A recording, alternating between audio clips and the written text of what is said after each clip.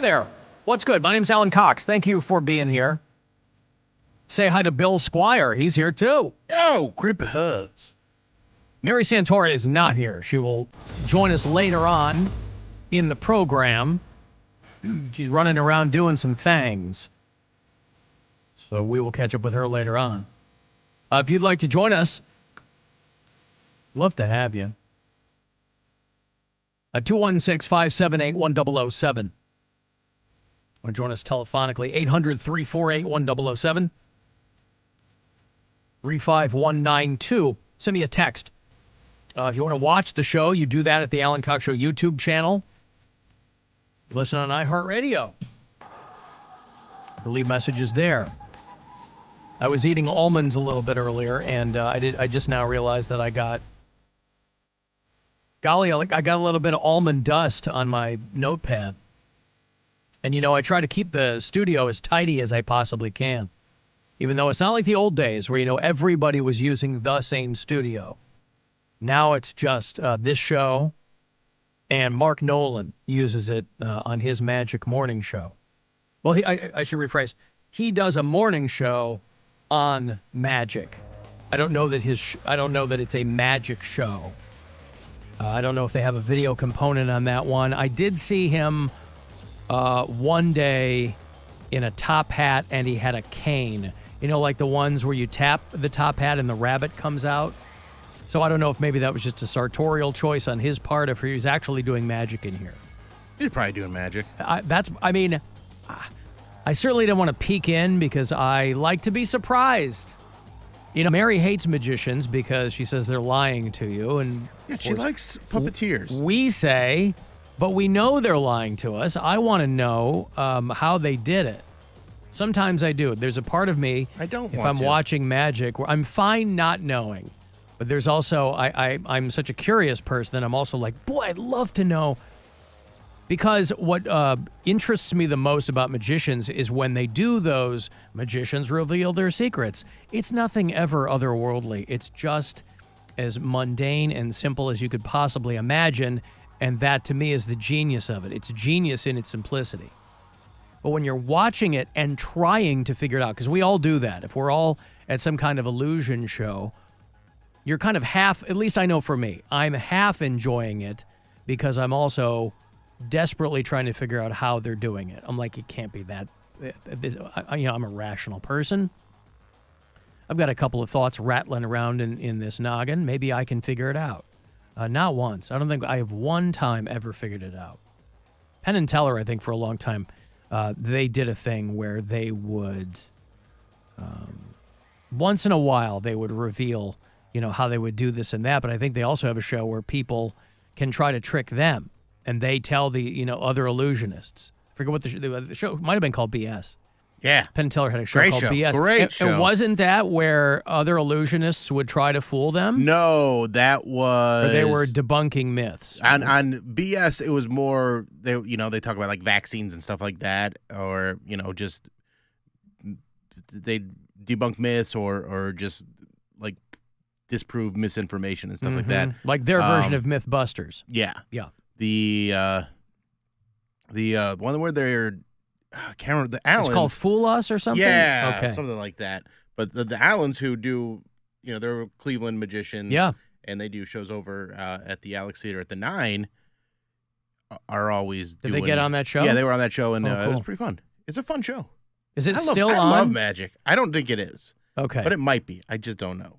I mean, magic was nothing that I ever had any interest in doing, or I never had. It wasn't anything that I wondered if I had an affinity for it. I had friends that were way into it, and I think what throws a lot of people off when they're young is it requires so much time and effort to get really good at it, you know, beyond just the usual kid stuff. I mean, if it was something that you determined you wanted to do, one of my best friends growing up, he moved to L.A., like right after college to become an illusionist, and he was getting very, very good.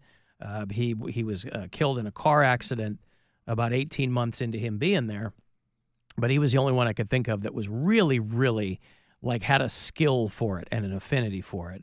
And so, of course he had to die. because, there's all kinds of scumbags walking around living to 105, but my buddy Neil had to get killed by a drunk driver on Mulholland, and that's awesome.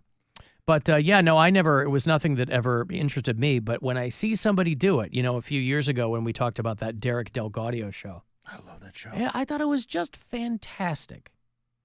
And I don't even, if I were one of those people, I probably wouldn't even mind people trying to poke holes in my thing because you know how you do it. They don't.